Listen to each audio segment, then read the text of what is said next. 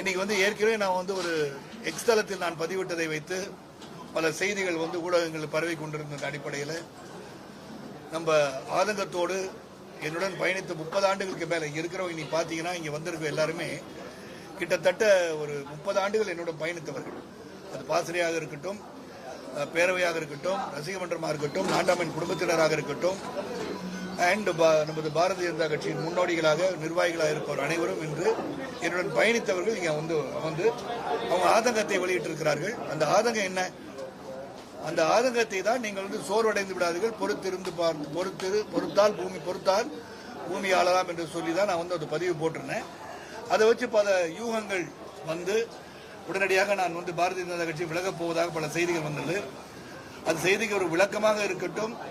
அதே சமயத்தில் ஆதங்கங்கள் என்ன என்பதை என் சகோதரர்கள் நாட்டாமை குடும்பத்தாரிடம் தெரிந்து கொள்ள வேண்டும் என்ற அவா எனக்கும் இருந்தது. ஏன்னா இது இந்த நிகழ்வுகள் 3 மாசத்துக்கு ஒரு எல்லாரையும் சந்திச்சுட்டு தான் இருக்கு. அது பத்திரிகையாளர்களை சந்திக்கிறனோ இல்லையோ, என் நாட்டாமை குடும்பத்தினரை அது திருமணமாக இருக்கட்டும், வேற வீட்டுக்கு வர சொல்றதோ இல்லாட்டி வேற எந்த ஒரு நிகழ்வாக இருந்தாலும் அழைப்பதற்கு வருவதோ, மாதம் ஒரு முறை சந்தித்து விட்டு 3 மாதம் ஒரு முறை சமத்துவ விருந்தின் அடிப்படையில் அவர் சந்திச்சுட்டு வந்திருக்கேன். அப்படிதான் இன்று ஒரு நிகழ்வு. இங்க முக்கியத்துவம் எதுக்குன்னா, இந்த நிகழ்வுல நீங்க ஒரு ஆதங்கமாக தலைவர் அவர்களுக்கு இதுவரை எந்த ஒரு பொறுப்பும் வழங்காமல் இருக்கிறார்களே, ஏன் என்ற கருத்தை பதிவு செய்ய வேண்டும் என்ற எண்ணம் அவங்களுக்கு இருந்தது. அதற்கு நான் பதில் சொல்ல வேண்டிய கட்டாயமும் என்னிடம் இருந்தனால் இந்த கூட்டத்தை நான் கூட்டியிருக்கேன். அது மட்டும் இல்ல, அவங்க பொறுப்பு வழங்கப்பட்டவர்கள் பலர் இருக்காங்க. 19 மாநில நிர்வாகிகள் பொறுப்பு வழங்கியிருக்காங்க. பொறுப்புகள் கேட்ட எல்லாருக்கும் கொடுத்திருக்காங்க அப்படின்னு கேட்டா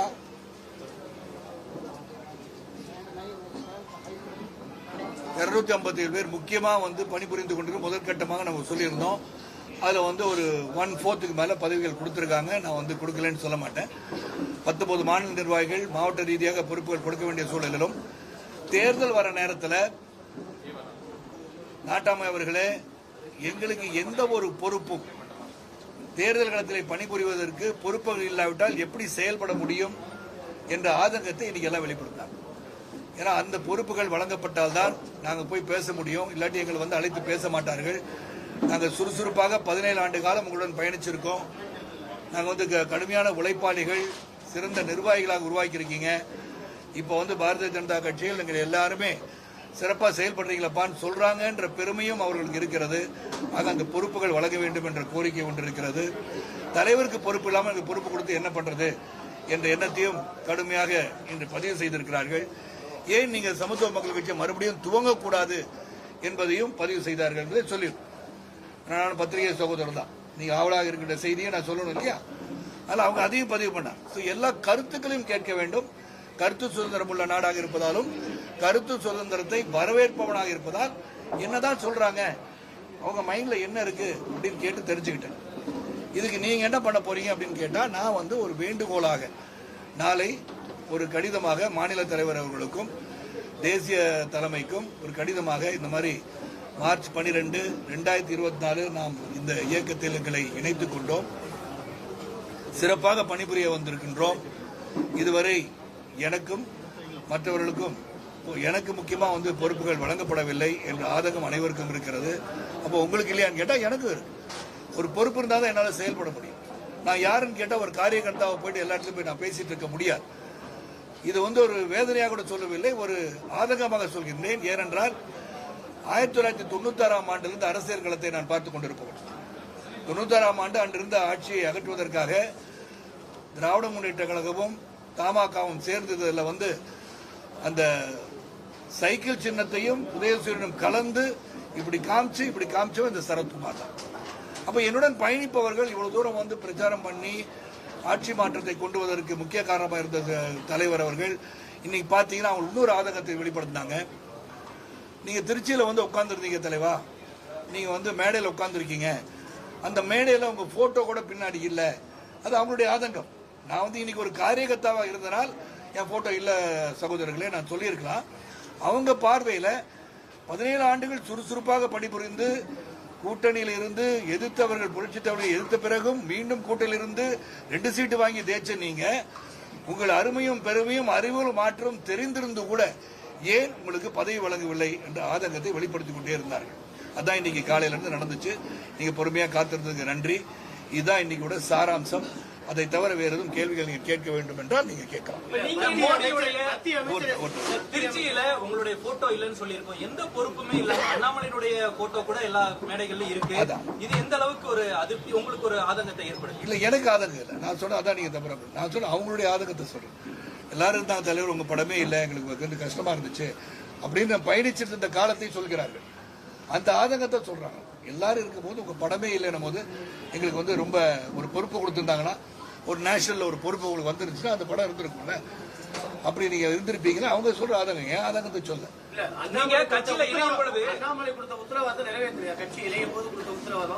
இல்ல, இணையும் போது கொடுத்ததை என்ன சொன்னாங்கன்னு அவங்களுக்கு தெரியும்ல. இது வரைக்கும் பொறுப்பே வரல இல்ல. அப்ப ஏதாச்சும் சொல்லியிருப்பாங்கல்ல. சொன்னது என்னன்னு அவர்களுக்கு தெரியும்ல. அந்த பொறுப்பு இல்லாதனால நம்ம உட்கார்ந்து பாக்குறோம். அந்த பொறுப்பு வழங்க வேண்டிய சூழ்நிலை. பொறுப்பு இருந்தா போய் செயல்பட முடியும். ஒரு நிமிஷம், நீங்க எனக்கு கார் ஓட்ட சொன்னீங்கன்னா நான் வந்து லைசன்ஸ் வச்சிருக்கணும், கார் ஓட்ட தெரியணும். கார் ஓட்ட தெரிஞ்சு லைசன்ஸ் வச்சு நான் கார் ஓட்ட விடாம இருந்தீங்கன்னா நான் எப்படி வந்து கார் ஓட்டுறேன்? அது மாதிரி தலைமையிட்ட வந்து நான் தெரிவிச்சுட்டேன், மறுபடியும் தெரிவிச்சிருக்கேன். தொடர்ந்து ஒரு 15 நாளா சொல்லிட்டு இருக்கேன்.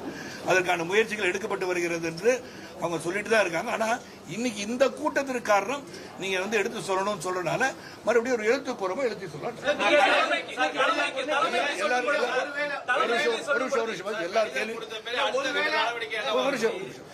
எல்லார் கேள்விக்கு பதில் சொல்லும்போது ஒவ்வொருத்தர கேள்வி நான் பதில் சொல்லுவேன்.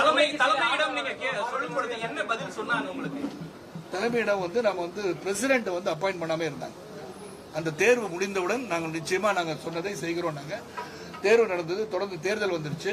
இப்ப எங்களுக்கு என்ன, தொடர்ந்து வெஸ்ட் பெங்கால், அஸ்ஸாம், கேரளா, பாண்டிச்சேரி, தமிழகம் வந்து தேர்தல் வந்துருச்சு. மறுபடியும் தேர்தல் வந்த பிறகு அப்படின்னு சொல்லும் போது இந்த அளவுல ஒரு பொறுப்பு இல்லாம எப்படி இருக்கிறது இவங்களோட ஆதங்கம். பாம்பேல வழங்கப்படவில்லை. உங்களுடைய தொண்டர்கள் வந்து மீண்டும் சமத்துவ மக்கள் கட்சியை தொடங்க வேண்டும் ஒரு கோரிக்கை வச்சிருக்காங்க. தொண்டர்களுடைய பேச்சுக்கு உங்களுடைய தொண்டர்கள் அவங்க ஆதங்கத்தை சொல்றது அவங்களுக்கு வந்து உரிமை இருக்குல்ல.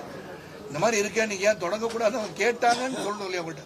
நான் உங்களிடம் அதை சொல்லாம இருந்தால் அது தவறாக இருக்கும். அதனால சொல்றேன். அவங்க சொல்றாங்க, ஏன் நம்ம நல்லா தானே போயிட்டு இருந்தோம், என்ன நம்ம வந்து தேர்தல் காலத்தில் வந்து நம்ம வந்து நிக்க சொல்லும் போது இன்னைக்கு சொல்றாங்க எல்லாம் நீங்க ஒவ்வொரு முறையும் தனித்து போட்டியிட வேண்டும் சொன்னதை நாங்க வந்து உண்மையிலே நம்ம கரெக்டா பண்ணிருந்தோம்னா இன்னைக்கு நம்ம இந்த நிலைமையில் இருந்திருக்க மாட்டோமே தலைவா அப்படின்னு அவங்களும் சொல்றாங்க. இன்னைக்கு அவர்கள் செய்ததும் தவறு என்பதை ஒப்புக்கொண்டுள்ளார்கள். ஆனா அவங்க கேட்கறது ஒரு பொறுப்பு உங்களுக்கு இருந்தா எங்களுக்கு பொறுப்பு வாங்கி கொடுக்கறதுல என்ன இருக்கு, உங்களுக்கே பொறுப்பு இல்லையேன்றது. தேர்தலுக்கு முன்பாக பொறுப்பு அறிவிக்கப்பட்டதா உங்களுக்கு நிலைப்பாடு என்ன சார்?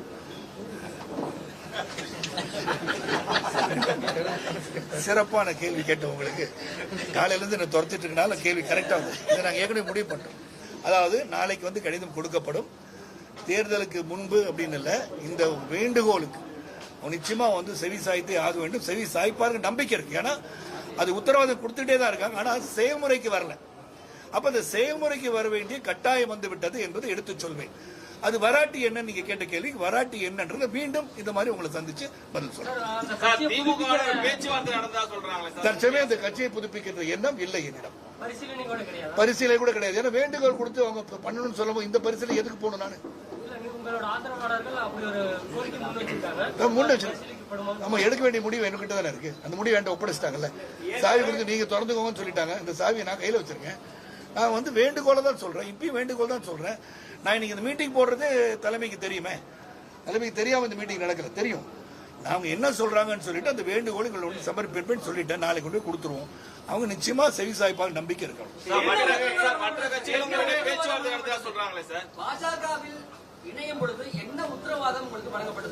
நம்ம தேசியத்துல பொறுப்பு இருக்கும்னு சொன்னாங்க. அது உண்மை.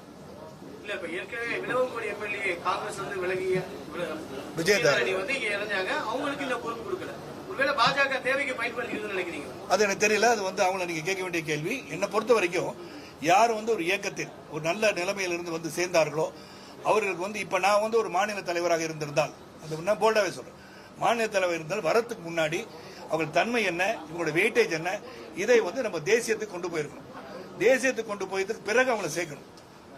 வந்து சேர்ந்துருக்கன்னு சொல்லி சேர்க்க வச்சுட்டு அவங்களை வந்து காக்க வச்சிருக்கு தவறுன்னு நான் நினைக்கிறேன். அதாவது ஜெயதானியும் வந்து ரொம்ப நாளா இருக்காங்க.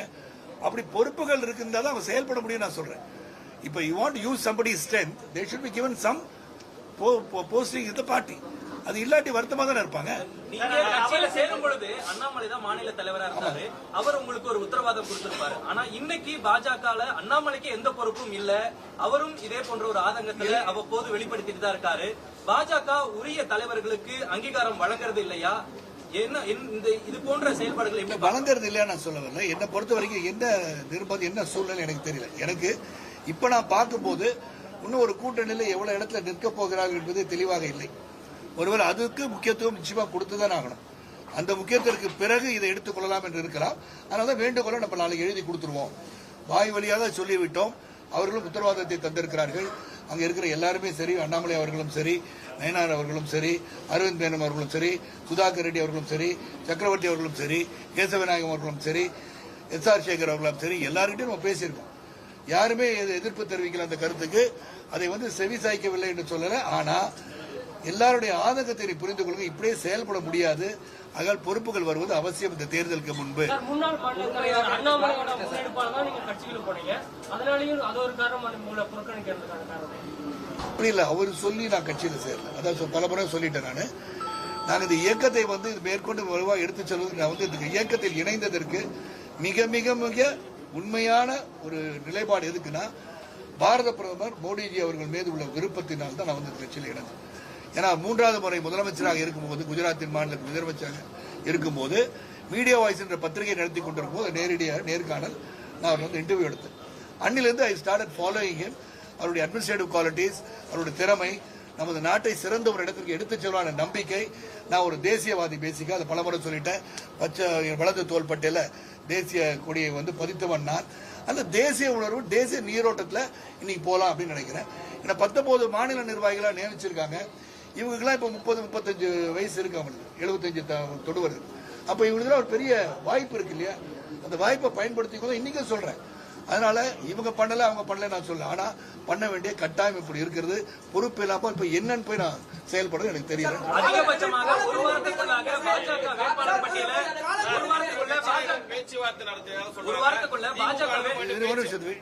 பட்டியல பாஜக வேட்பாளர் பட்டியல கூட அறிவிக்க சூழல் இருக்கக்கூடிய ஒரு நிலையில இந்த தேர்தல்ல நீங்களோ அல்லது உங்களுடைய மனைவி அவர்களோ தேர்தல் களம் காணுவதற்கான வாய்ப்புகள் இருக்கா?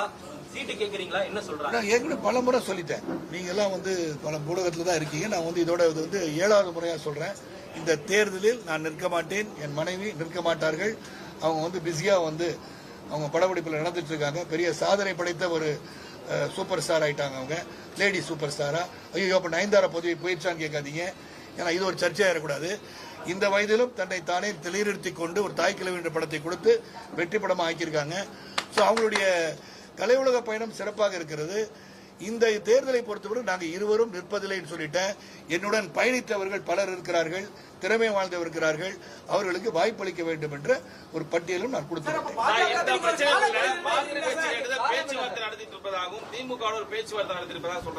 அப்படி ஒன்றும் பேச்சுவார்த்தை பேச்சு நடக்கும். நான் எல்லாரையும் ஒரு நிமிஷம் பதில் சொல்லிடுறேன் தலைவா பிளீஸ். பேச்சு எல்லாத்தையும் பேசுவேன். நான் சுமூகமான உறவு அனைவருடன் வைத்திருக்கின்றேன். பேசுவாங்க. பேச்சுவார்த்தை என்று அரசியல் ரீதியாக யாரிடம் பேசுறது? காலக்கெடு நிர்ணயிக்கல. இந்த வேண்டுகோளுக்கு இணங்க வேண்டும் என்ற கோரிக்கை வைக்க போகின்றேன். நான் கண்டிப்பாக இப்ப தேர்தல் வந்ததுக்கு 30ஆம் தேதி மனு தாக்கல் இருக்கு இல்லையா? அப்ப அதுக்குள்ள ஒரு முடிவு எடுக்கணும். நாளைக்கு அரசியல் களம் காணும் போது நான் கேட்கின்ற வேட்பாளராக நியமிச்சாங்கன்னு வச்சுக்கோங்க. அப்ப நான் போய் பிரச்சாரம் பண்ண போகணும்ல. எனக்கு ஒரு பொறுப்பு இருந்தா தான் அதை பொறுப்போட செய்ய முடியும் நான் நினைக்கிறேன். பிப்ரவரி மாதத்துக்கு முன்னாடி மாநில தலைவரை நீங்க அலுவலகத்துல சந்திச்சப்ப நீங்க சொல்லியிருந்தீங்க, குறிப்பா நான் போட்டியிடல, ஆனா என்னுடைய கூட இருக்கிறவங்க போட்டியிடுவதற்கான பட்டியல் கொடுத்திருக்கேன், வாய்ப்பு கேட்டிருக்கேன்னு. அப்பத்துல இருந்து என்ன சொல்றாங்க கட்சி தரப்புல இருந்து? போட்டியிடுவதற்கான வாய்ப்பு அவங்க சீட்டே நிர்ணயிக்கலையே. தொகுதி பங்கீடுக்கான பேச்சுவார்த்தை ஆமா நாளைக்கு முடிஞ்சிருச்சுன்னா 51 இடம் கொடுக்குறாங்க, 41 இடம் கொடுக்குறாங்க. ஊகம் தானே எவ்வளவு இடத்துல நிக்க போறாங்கன்னு ஒண்ணு வரல. வந்த பிறகு நம்ம கேட்ட இடம் அவங்களுக்கு தெரியும். கொடுக்கறாங்களா இல்லையா நேர்காணல் பண்ணுவாங்கல்ல. முன்னாடியே சரத்குமார் அவர்களை அழைச்சு உங்களுடைய ஆதரவாளர்களுக்கு இவ்வளவு சீட்டு கொடுக்கறோம் இல்ல, அது ஏற்கனவே வாங்கிக்கிட்டாங்கல்ல. இல்ல உங்ககிட்ட இது கொடுக்கறோம் இல்ல நான் கொடுத்துட்டேனே. கொடுத்திருக்கீங்க. நான் கொடுத்துருக்கேன். அது பரிசீலனை பண்ணுவாங்கல்ல. என்ன நீங்க எந்த கேட்டிருக்கீங்க, அது வேற யாரோ கேட்கறாங்கன்னு சொல்லுவாங்கல்ல. சொல்லும் போது இல்லைங்க அப்ப என்ன பண்ணலான்னு கேட்போம்ல. அவங்க விட்டு கொடுக்க சொல்லலாம். என்னங்க நீங்களும் கேட்குறீங்க, நான் ஏற்கனவே இதை சொல்லியிருக்கேன், நீங்க நிக்கிறேன்னு சொல்றீங்களே, வாய்ப்பு அதிகமா இருக்கு அங்க. அந்த வாய்ப்பை எங்களுக்கு கொடுங்களேன்னு கேட்கலாம்ல, அந்த உரிமை இருக்குல்ல. ஒருவேளை சரத்குமாரும் ராதிகா சரத்குமாரும் நிக்கிற மாதிரி இருந்தா அந்த வாய்ப்பு உடனே பரிசீலனை பண்ணப்பட்டிருக்குமா? இல்ல, நாங்க ரெண்டும் நிக்க மாட்டேன்னு சொன்ன பிறகு அந்த பரிசீலனைக்கு வராது.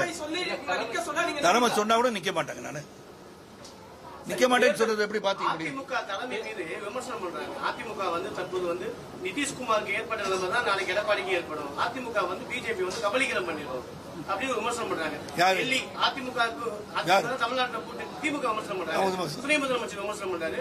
அதிமுக அது எனக்கு தெரியாது. கபலீகரம் பண்ணுமா பண்ணாதான்னு பொறுத்திருந்து பாக்கணும். நீங்க பிரைம் மினிஸ்டர் தமிழ்நாட்டுக்கு ஒரு 3 முறை சென்னை, திருச்சி, மதுரை 3லயுமே எடப்பாடி பழனிசாமின்ற பேரும் யூஸ் பண்ணல, அதிமுகன்ற பெயரையுமே அவர் பயன்படுத்தல. அமித்ஷாவும் கடந்த நெல்லையில கூட அவர் பயன்படுத்தல. முதலமைச்சர் வேட்பாளர் தான் எடப்பாடி பழனிசாமின்றதை சொல்ல கூட பாஜக தயங்குது. இதற்கான இந்த காரணம், நீங்க அதிருப்தியில இருக்கிறீங்க, அண்ணாமலை அதிருப்தியில இருக்காரு. இது போன்ற அதிருப்திகள் அதிகமா இருக்கக்கூடிய ஒரு நிலையில இந்த தேர்தல் என்டிஏ கூட்டணிக்கு எப்படி இருக்கு? நான் அதிருப்தியில இல்ல, ஆதங்கத்துல இருக்கேன். அது ஒரு சின்ன கரெக்ஷன். அதிருப்தின்னு கிடையாது. ஏன்னா I am nationalist in my feeling, very clear. அதிருப்தி ஆதங்கத்தை வெளிப்படுத்துறோம். அதுக்கப்புறம் என்ன நீங்க கேட்டது அதுக்கு பதில் சொல்றேன்னு சொல்லிட்டேன். மீண்டும் சந்தி போட்டேன். என்னை பொறுத்த வரைக்கும் பேரை ஏன் பயன்படுத்தல நான் சொல்ல முடியாது. பிரைம் மினிஸ்டர்ஸ் ஆபீஸ் அவங்க என்ன சொன்னாங்க, அவட்ட என்ன மாதிரி விட்டுட்டாங்களா இல்ல அது இவர் சொல்லலையான்னு எனக்கு தெரியுது. எதுக்கு சொல்லல, எதுக்கு நான் பதில் சொல்ல முடியாது. why they left out his name அப்படின்னா எடப்பாடி அவர்களே சொல்லியிருக்கலாமே, எதற்காக விட்டு அவர் கேட்டிருப்பார்ல. மேபி தேவோட ஆன்சர்டு இந்த மாதிரி ஆயிடுச்சுன்னு சொல்லிருக்கலாம், எனக்கு தெரியாது. அது நீங்க பிரைம் மினிஸ்டர் அவர்களை பார்த்து நீங்க கேட்க வேண்டிய கேள்வி. என்னை பார்த்து கேட்க ஒரு சூழல் இந்த தேர்தல் காலத்துல என்டிஏ கூட்டணிக்கு எப்படி ஆதரவா மாறும்? அதிமுக தொண்டர்கள் அதிருப்தி அடைவாங்க. இன்னும் நம்மளுடைய கேண்டிடேட் பேரை கூட சொல்லலை என்று அதிருப்தி அடைவாங்க. இது என்டிஏக்கு ஒரு பின்னடைவா இருக்கும். நீங்க இது போன்ற ஆதங்கத்தை வெளிப்படுத்த இல்ல, அந்த அளவுக்கு வலுவாக அவங்க அது மனசுல எடுத்துக்கிட்டாங்கன்னு தெரியல. பத்திரிகை சகோதரர்கள் எடுத்துக்கொண்ட அளவுக்கு அவர் எடுத்திருந்தா இன்னைக்கு அவங்க கேட்டிருப்பாங்க. அந்த மாதிரி செய்திகள் நான் இங்கே படிக்கிறேன். சில காலம் தான் இருக்கு. உங்களுடைய கடிதம் மூலியமா அந்த ரெஸ்பான்ஸ் சொல்லலாம். இவ்வளவு தொண்டர்களுடைய கருத்தும் உங்களுடைய கருத்தும் என்னவா இருக்கு? அதான் நீங்க பொறுத்திருந்து பாருங்கன்னு சொல்லிட்டேன். வேண்டுகோள் கேட்க போறோம். அதுக்கப்புறம் நிலைப்பாடு எடுத்துதான் ஆகணும். 6ஆம் தேதி அன்னைக்கு மனு வாபஸ் வாடுங்க நாள் இருக்குல்ல, ஏப்ரல் 6 வரைக்கும் டைம் இருக்கு. பாத்து அங்கீகாரம் வழங்கப்படவில்லை சொல்றீங்க. அங்கீகாரம் இல்ல, ஆதங்கத்தை வெளிப்படுத்த போகின்றோம். உங்களுக்கான மரியாதை உங்களுடைய தொண்டர்கள் உங்களுடைய நிர்வாகிகளுக்கு பாஜக முழுமையா வழங்கப்படுது அந்த 2 ஆண்டுகள். இல்ல இந்த 2 ஆண்டுகள் அந்த பொறுப்புகள் கொடுத்திருக்கான்னு சொல்லியிருக்கேன்ல. ஆனா இப்ப மாவட்ட ரீதியா பொறுப்புகள் கொடுக்கும் போது இன்று வரை கொடுக்கப்படாத சூழலில் இவங்க பொறுப்பு இல்லாட்டி எப்படி போய் வேலை செய்வாங்க? அதுதான் சொல்ல வரணும். ஆதரவாளர்கிட்ட பேசிட்டு ஒரு விஷயத்தை ரொம்ப கொஞ்சம் கோபமாவே அழுத்தமா ஆமா, தற்கூறிகள் அந்த தேர்தலில் வெற்றி பெற விட்டுறக்கூடாது. கண்டிப்பா அதோட பின்னணியில இருக்கக்கூடிய கட்சிகள் நல்ல தலைவர்கள் வர வேண்டும் என்ற ஆதங்கத்தை வெளிப்படுத்தும் போது நாளை தலைவர்களை நிர்ணயிக்கக்கூடிய இடத்தில் நாம் அனைவரும் இருக்கிறோம். நாம் என்று சொல்லும் போது தமிழக மக்கள் வருங்காலத்தில் எப்படிப்பட்டவர்கள் இந்த நாட்டை ஆள வேண்டும் என்பதை சிந்தித்து பார்க்க வேண்டும். எதற்காக நாம் வாக்களிக்கிறோம் என்பதை சிந்தித்து பாருங்க. யாருக்கு வேணா வாக்களிக்கணும். But you should know who you are creating as a leader of the state. It's very, very essential for the future growth of Tamil Nadu and the country. அது யாரை வேணா நீங்க எடுத்துக்கோங்க. யாரை மையப்படுத்தி சொல்ற மையத்தை சொல்லல நான் அவ்வளவுதான். இப்போ தேர்தலுக்கு முன்னாடி சொல்லியிருந்தீங்க பொறுப்பு வரணும், இல்லாட்டி என்னுடைய முடிவு அறிவிப்பேன். இல்லாட்டி நான் சொல்லல. அதுக்கப்புறம் உங்களை மீண்டும் சந்திக்கிறேன்னு சொல்லியிருக்கேன். ஒருவேளை தேர்தலுக்கு முன்னாடி ஒருவேளை நெகட்டிவ் கமெண்ட் வருது அப்படின்ற ஒரு சூழல் வர்றப்ப சரத்குமார் திரும்பவும் கட்சியை தொடங்கி திரும்பவும் அவங்களுடைய வேட்பாளர்கள் தனியா நின்று தேர்தல் சந்திக்கிறதுக்கான வாய்ப்புகளும் இருக்கு. இல்ல, கட்சியை தொடங்கி தான் நிக்கணும்னு அவசியமே கிடையாது. இல்ல, உங்களுடைய இதுல இருந்து இல்ல, அது அப்புறம் பொறுத்திருந்து பாருங்கன்னு சொல்லிட்டேன். இல்ல, அவங்கவுங்க நிக்கிறேன்னு சொன்னா நான் என்ன பண்ண முடியும்? அவங்க செவி சாய்ப்பாங்க. நான் சொல்லிட்டேன். உங்களுக்கு மேற்கொண்டு நான் செய்தி தரேன். உங்களுக்கு சுட சுட போடணும்னா போட்டுக்கோங்க. தொடர்ந்து கேள்வி கேளுங்க, நான் பதில் சொல்றேன். நான் சிறப்பான பதில், சிறந்த அறிவும் ஆற்றலோடு திறமையோடு சொல்றேன். நாங்க வேண்டுகோள் தான் வைக்க போறோம். அந்த வேண்டுகோளுக்கு செவி சாய்ப்பார்கள் நம்பிக்கை இருக்கிறது. அந்த நம்பிக்கையின் அடிப்படையில் நான் கண்டிப்பா தொடர்ந்து தானே இருக்கோம். எல்லாமே பாஜக நிர்வாகி இருக்காங்க. எங்க வேண்டுகோள் வைக்கிறதுக்கு உரிமை இருக்கா இல்லையா? அப்பாட்ட போய் பையன் கேட்கற உரிமை இருக்கா இல்லையா? சோ அந்த மாதிரி ஒரு குடும்பத்தில் இந்த குடும்பத்துல நம்ம வேதனையில் இருக்கோன்றது சொல்லாட்டி எப்படி தெரியும்? ஐயோ முதலே சொல்லிருக்கலாம்னு சொல்லிட்டாங்கன்னா இப்பதான் நமக்கு சொல்ல வேண்டிய சூழல் அதிகமாகுது. காரணம் அனைவரும் இப்படிதான் இருக்காங்கன்னு தெரியுது. என்ன உங்களுக்கு எல்லாம் பொறுப்பு வராட்டி நாங்க எப்படி செயல்படுதுன்னு கேட்கும் போது அது சொல்லணும். உங்களுக்கு தெரியணும். நான் மட்டும் கேட்கல, தொடர்ந்து எங்க கூட இருக்கவங்க பயணிக்கிறவங்க கேட்கறாங்க. நாளைக்கு வேற மாதிரி எல்லாம் சிதறிடக்கூடாது அப்படின்னு சோர்வு இருக்கனால என்ன சந்திக்கணும்னு சொல்லிட்டாங்க. இந்த அளவுக்கு தான் இருந்துச்சு. கட்சியை இணைக்காம இருக்கக்கூடிய ஒரு நபர் சினிமால இருந்து வராரு விஜய். அவருக்கு எதிராக உங்களுடைய பிரச்சாரம் எதை நோக்கி இருக்கும்? பிரச்சாரங்கள் இருக்கும். நீங்க பிரச்சாரத்துக்கு நான் செல்லும் போது எப்படி 1996ஆம் ஆண்டு நான் பிரச்சாரம் செய்தேனோ அந்த மாதிரி அது எந்த அளவுல என்னால் தாக்க வேண்டியது, எதை தாக்க வேண்டியது, எப்படிப்பட்ட தலைவர் உருவாக்க வேண்டியது, எதை பொறுப்பா பேசுறாங்க, எது பொறுப்பில்லாம பேசுறாங்க, எதை மக்களுக்கு கற்றுத்தர விரும்புகிறார்கள், எல்லாத்தையும் விலாவரியா எடுத்து சொல்கின்ற தன்மையும் இருக்கிறது. I won't hit below the belt, but I'll say it very straight. I'll call a spade a spade. You will know how I'll campaign against all this. கட்சியை இணைக்காம மதிப்பீடு ஒண்ணுமே கிடையாது, தலைவனே கிடையாது. கட்சியை இணைக்காம தனி கட்சியாவே எங்க இருக்கலாம் நீங்க ஃபீல் பண்றீங்களா? இல்ல ஃபீல் பண்றது எல்லாரும் ஃபீல் பண்றாங்க. நீங்க உங்களோட என்ன கேட்டாரா? நீ பதில் சொல்றீங்க அமைதியா.